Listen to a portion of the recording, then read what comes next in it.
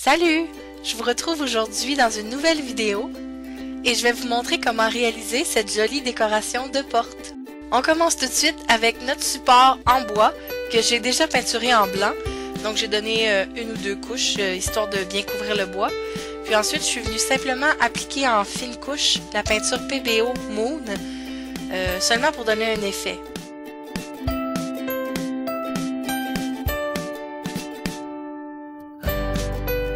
Une fois que j'ai terminé, je vais venir tracer le contour de mon support en bois sur du papier à cuisson. Donc je vais mettre mon support de côté et je vais commencer à aplatir la pâte, puis je vais découper des formes de feuilles.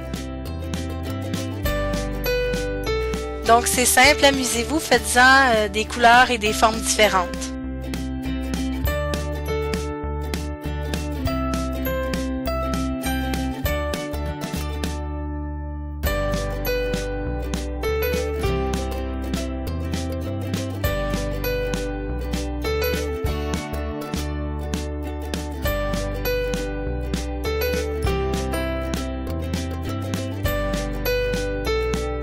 Ensuite, je vais rajouter quelques petits brins d'herbe ici et là.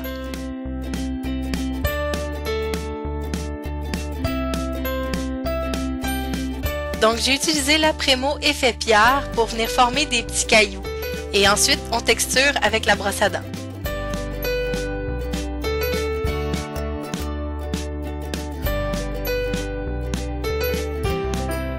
Donc j'ai décidé d'ajouter des petits champignons, donc je suis en train de texturer la base, puis ensuite je vais faire le chapeau.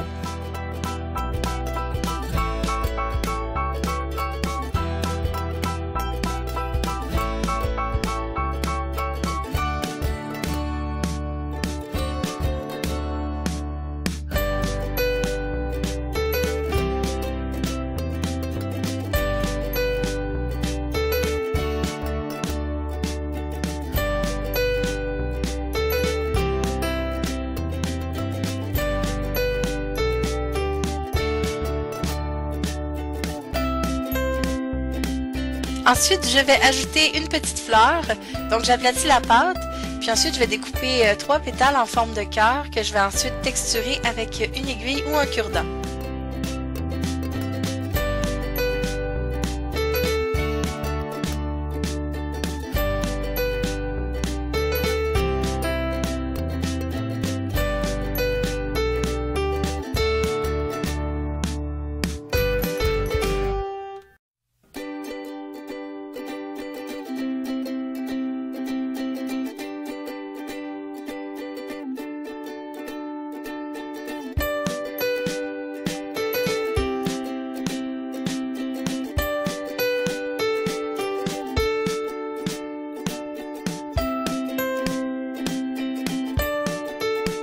Donc pour la prochaine étape, je suis désolée, j'ai eu un petit souci avec la caméra, mais en fait j'ai fait des jambes de ma petite fée.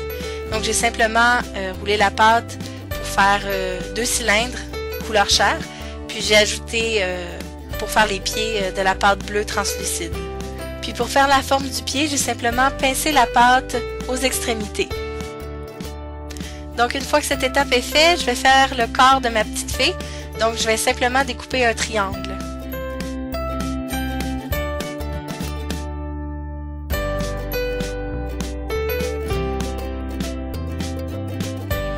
Ensuite, je viens reprendre la même couleur de pâte, puis je vais l'aplatir, puis je vais utiliser ma lame crantée pour faire un motif. C'est ce qui va créer la jupe de ma fée.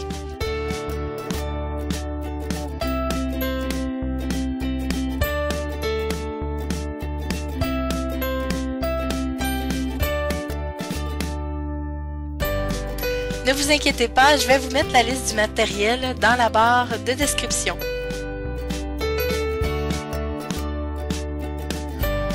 Si vous n'avez pas de lame comme moi, vous pouvez tout simplement utiliser des cure-dents puis appuyer sur la pâte pour faire le même motif.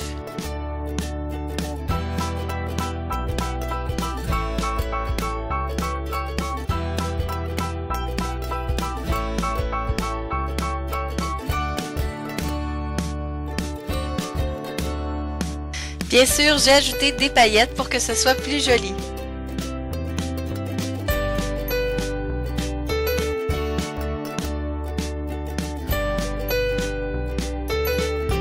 Donc pour la prochaine étape, vous allez avoir besoin d'un patron d'ailes de fée que vous avez trouvé soit sur internet, soit que vous avez dessiné vous-même à main levée. Puis vous allez découper la forme dans de la pâte bleue translucide.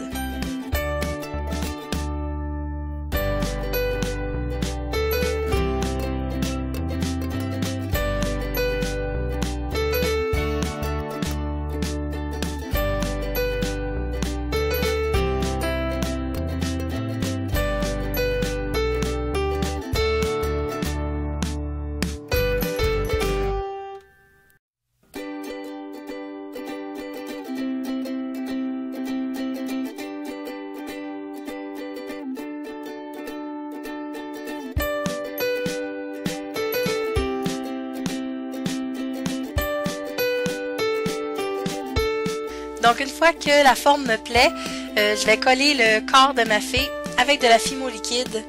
Puis je vais pré-cuire ma création pour être certain de ne pas la déformer pour le reste du travail.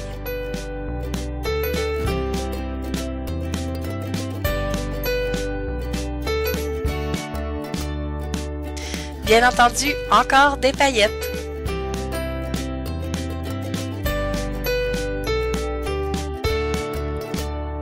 Donc on va pouvoir commencer les bras, donc c'est le même principe que les jambes. J'ai roulé la pâte, puis j'ai découpé 2 cylindres de la même longueur. Puis je vais les fixer au corps.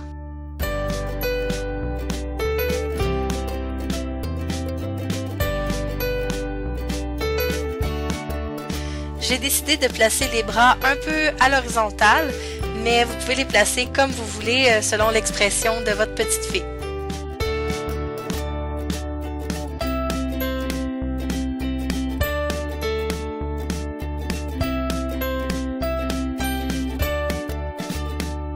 Donc pour faire la tête, j'ai roulé une boule de pâte, puis ensuite je l'ai aplatie contre mon plan de travail et j'ai fait un creux avec mon doigt pour donner la forme du visage.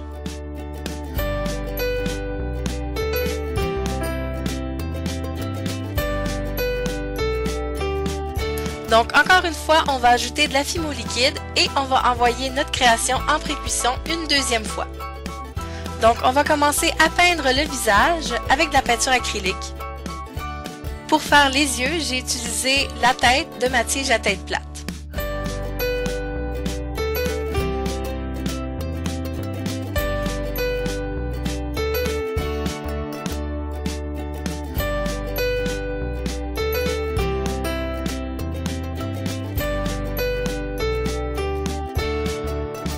Une fois que la peinture est sec, je vais commencer à faire ses cheveux. J'ai utilisé de la Fimo couleur caramel.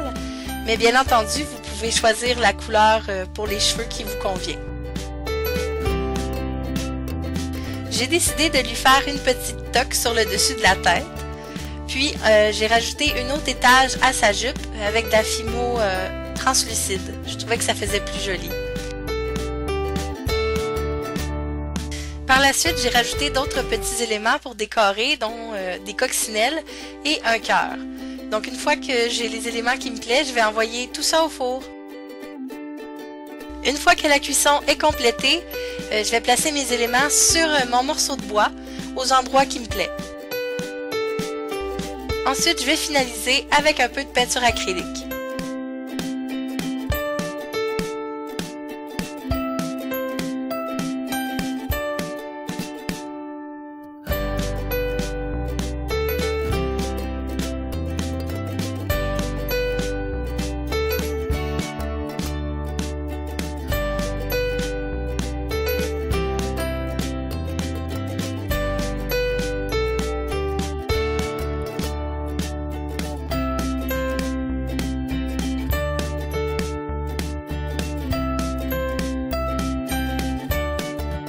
Je fais aussi un petit rappel de couleur avec ma peinture PBO que je vais appliquer sur ma fleur.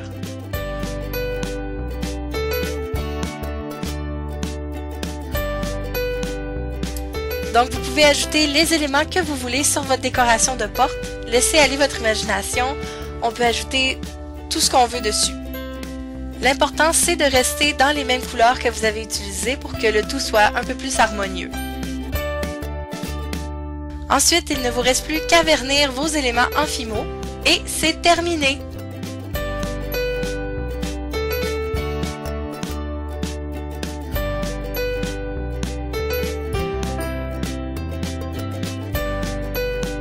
Donc voilà, je trouve ma décoration de porte super mignonne et j'espère qu'elle vous a plu. Donc je vous dis à bientôt!